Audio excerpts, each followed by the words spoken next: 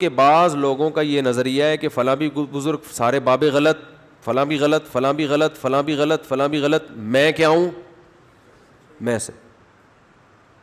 مولانا اشرف علی تھانوی نے اپنے نام کا کلمہ پڑھایا، تو میں کہتا ہوں اگر مولانا اشرف علی تھانوی رحمہ اللہ تعالیٰ نے اپنے نام کا کلمہ پڑھایا تو وہ دائرہ اسلام سے خارج تھے، پھر ان کو مسلمان کہنے کے تکلف کی ضرورت نہیں ہے۔ آپ میرے سامنے بیٹھیں تو میں آپ سے سوال پوچھوں گا کہ اگر مولانا اشرف علی تھانوی نے اشرف علی رسول اللہ پڑھوایا ہے تو یہی جرم تو مرزا غلام احمد قادیانی کا تھا، اس کو تم کافر بولتے ہو اور مولانا اشرف علی تھانوی کو مسلمان بولتے ہو، کس بیس پہ بولتے ہو؟ یہ منافقت کیسی ہے؟ بات نہیں آ رہی سمجھ میں؟ میرا خیال ہے لوگوں نے پروپیگنڈا کیا ہے نا کہ حضرت مولانا اشرف علی تھانوی نے اپنے نام کا، بولو نا، کلمہ پڑھایا۔ بھائی کلمہ جس نے اپنے نام کا پڑھایا وہ ختم نبوت کا منکر ہے، پھر وہ کافر ہے، وہ اسلام سے خارج ہے۔ آپ کیوں نہیں بولتے اسلام سے خارج ہے؟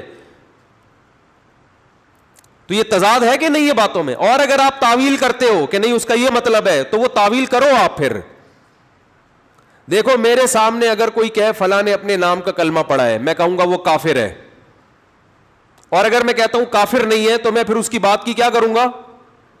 تعویل، اور پھر میرے ذمے ہوگا کہ میں تعویل کروں، میں بتاؤں کہ یہ مطلب ہے۔ آپ ایک طرف کھلے عام بیانات میں کہتے ہو کہ مولانا اشرف علی تھانوی نے اپنے نام کا کلمہ پڑھایا ہے، اشرف علی رسول اللہ پڑھوایا ہے، دوسری طرف آپ کہتے ہو میں ان کو مسلمان مانتا ہوں، میں تکفیری نہیں ہوں، تو آپ ان کو کس بیس پہ مسلمان مانتے ہیں؟ جو اپنے نام کا کلمہ پڑھوائے وہ مسلمان نہیں ہوتا۔ مجھ سے اگر پوچھو گے میں کہوں گا یہ جھوٹا الزام ہے، انہوں نے اپنے نام کا کلمہ نہیں پڑھوایا، اور اس الزام کا جواب میں بیان میں دے چکا ہوں جس کا ابھی تک جواب نہیں آیا ہے، کیونکہ جو پورا بیان تھا نا اس کو حذف کر کے محترم نے گول گھمایا اس جواب کو۔ تو آپ اگر کہتے ہو کہ وہ کافر نہیں تھے تو آپ کے ذمے ہے کہ پھر اس کا مفہوم کیا ہے، کلمہ پڑھایا کہ نہیں پڑھایا، کیا مطلب ہے پھر اس کا؟